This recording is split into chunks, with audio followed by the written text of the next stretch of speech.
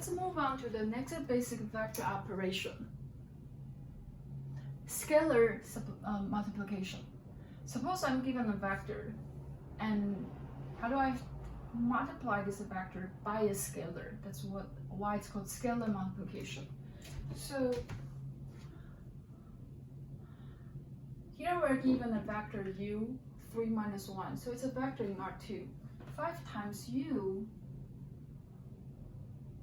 what you do is you just distribute the multiplication to each of the components. So I would have 5 times 3 in the x direction, 5 times minus 1 in the y direction. So altogether 15 minus 5. Okay? So what does this mean geometrically? It means that I started out with a vector 3, 1. So 1, 2, 3, negative 1 direction. This is my vector v. By multiplying this by 5, I rescaled u 5 times. So from here to here, that's 2u,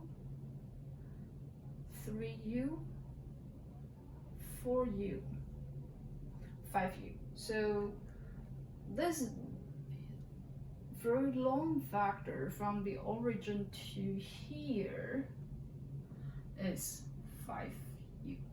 Okay, 5u has same direction as u, but the length is 5 times of the given u vector. Okay. So, question for you. Given v being 2 minus 1, 3, can you find the vector 7 times v? Okay, so now I have a vector in R3, not in R2. How could you find 7v?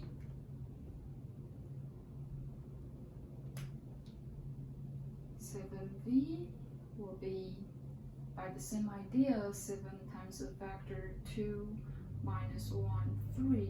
So that's 7 times 2 in the x direction, 7 times minus 1 in the y direction, 7 times 3 in the z direction. So write this out. I have 14 minus 7 and 21. This is my vector 7v. So you should know that this vector has the same direction as the v vector, but the length is 7 times the length of v. Okay.